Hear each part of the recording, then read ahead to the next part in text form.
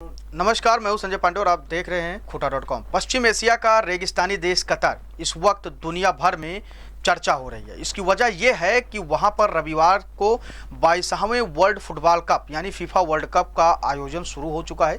इस आयोजन में दुनिया भर के 32 देशों की टीमें हिस्सा ले रही हैं। यह टूर्नामेंट 26 दिनों तक चलेगा। इस टूर्नामेंट को देखने के लिए दुनिया भर से हजारों फुटबॉल प्रेमी इस छोटे से मुस्लिम देश में पहुंच रहे हैं।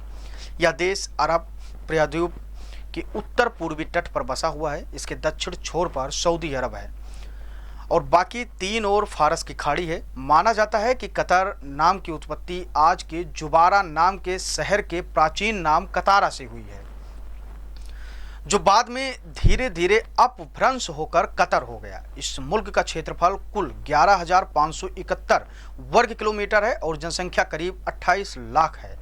वहाँ की करेंसी रियाल है। कतर की राजधानी का नाम दोहा है। इस देश के प्रधानमंत्री खालिद बिन खलीफा बिन अब्दुल अजीज अल थानी हैं। राष्ट्रपति तमीम बिन हमद अल थानी है। कतर पुराने बुजुर्ग बताते हैं कि वहाँ पर पिछली सदी तक खानाबदोश लोग रहते थे। वो लोग मछली पकड़कर या मोती बीनकर अपना गुजारा करते थे। कतर के अधिकतर लोग घुमंतू प्रजाति के थे और भोजन पानी की तलाश में एक जगह से दूसरी जगह भटकते रहते थे।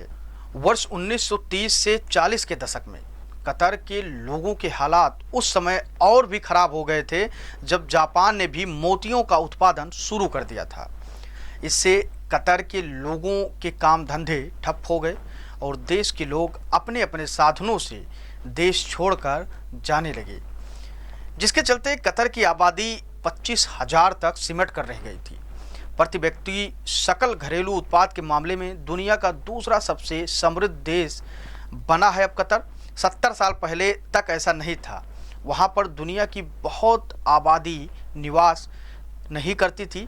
इस छोटे से देश पर वर्ष 1783 में कुवैत के अल खलीफा वंश ने शासन करना शुरू किया। उसके बाद कतर पर तुर्की ने कब्जा कर लिया। जब 1914 में पहला विश्व युद्ध शुरू हो गया तो उस वक्त ब्रिटेन ने अधिकार कर लिया था। वर्ष 1971 में ब्रिटेन ने कतर को आज़ाद कर उसका अधिकार सऊदी अरब को सौंप दिया, लेकिन इसके अगले ही साल खलीफा बिन अमद ने कतर को आज़ाद घोषित कर अपना शासन शुरू कर दिया। इसी के साथ कतर का एक ऐसा कायापलट हुआ कि धन संपन्नता के मामले में वो दुनिया के दूसरे नंबर पर पहुंच गया। वर्ष 1939 में ब्रिटिश कंपनी ने कतर में तेल के कई कुओं की खोज कर उनका दोहन शुरू किया।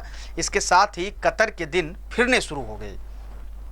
तेल दोहन की वजह से कतर में काम धंधों में तेजी आई, जिससे बाहर गए उनके अपने नागरिक फिर से एक बार अपने देश कतर लौटने लगे। हालात ये हो गए कि कतर की आबादी वर्ष 1950 में 25,000 से बढ़कर 1970 में 1 लाख को पार कर गई। इसके साथ ही देश की अर्थव्यवस्था भी $300 मिलियन तक जा पहुंची। जब अंग्रेजों ने कतर को छोड़ा तो वह आर्थिक रूप से समृद्ध देश बना चुके थे कतर को, और उसे केवल उस विकास को चारों ओर फैलाना था।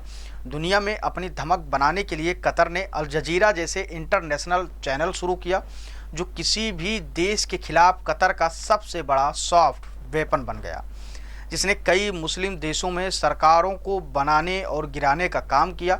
अपने देश में पर्याप्त आबादी न होने की वजह से कतर ने अमेरिका, फ्रांस जैसे देशों को आमंत्रित कर अपने यहाँ पर सैनिक अड्डे बनवाए।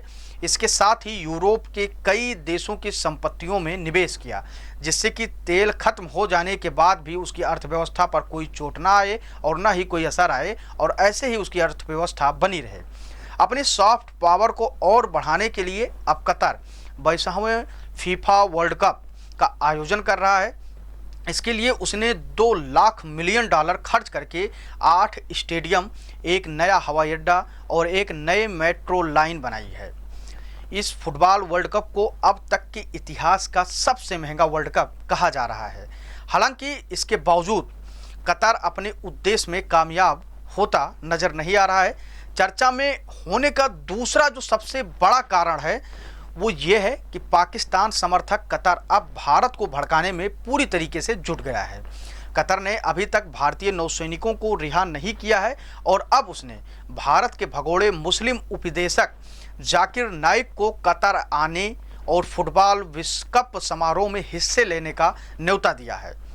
यही नहीं, भारत में घृणा फैलाने, मनी लॉन्ड्रिंग का आरोपी जाकिर नाइक कतर पहुंच भी गया है। इस्लामी उपदेशक जाकिर नाइक के मौजूदगी में मेजबान देश की नीयत और उसकी नीति पर गंभीर सवाल उठाती है। अक्सर विवादों में रहने वाले जाकिर नाइक ने कतर पहुंचने के बाद अपने सोशल मीडिया पे पोस्ट करके इसकी जानकारी दी है।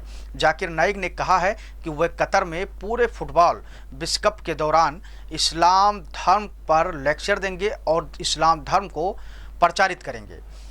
कतर ने जाकिर नाइक को ऐसे समय पर आने और तकरीर करने की अनुमति दी है जब मलेशिया ने, जहां पर वो अभी रहता था फिलहाल, उसके बोलने पर मलेशिया कई तरह का प्रतिबंध लगा रखा है। भारत से भागने के बाद जाकिर नाइक को मलेशिया ने शरण दी थी, जबकि भारत में उसके खिलाफ मनी लॉन्ड्रिंग, नफरती भाषण, धर्मांतरण, आतंकवाद का समर्थन और विभाजनकारी भाषाओं को लेकर कई मामले दर्ज हैं। अनेक देशों में प्रतिबंधात्मक कार्रवाई का सामना कर रहे जाकिर नाइक का कतर में महिमा मंडन कोई बहुत हैरान नहीं करता है, मगर विश्व कप फुटबॉल जैसे प्रतिष्ठित आयोजन में जिस पर सारी दुनिया की नज़र होती है, उसकी मौजूदगी की आड़ में की जा रही खतरनाक राजनीति की ओर इशारा करे और इस्लाम धर्म को प्रचारित करने को लेकर भी बहुत खतरनाक साजिश रची जा रही है। क्योंकि ये वही कतर है जिसने नुपुर शर्मा के बयान पर दुनिया भर में खूब प्रचार किया था, भारतीय राजदूतों को तलब भी कर लिया था। अभी भी भारतीय नौसेना के पूर्व नौसैनिकों को जबरन बंधक बनाए जाने का मामला है और कतर इससे लगातार बाज नहीं आ रहा है और इस्लामिक चीज़ों को प्रमोट कर रहा है और जाकिर नाइक जैसे आतंकवादी सपोर्टरों को अपने यहाँ बुला रहा है। ऐसे ही तमाम छोटी बड़ी खबरों को देखने के लिए देखते रहिए खूटा.com।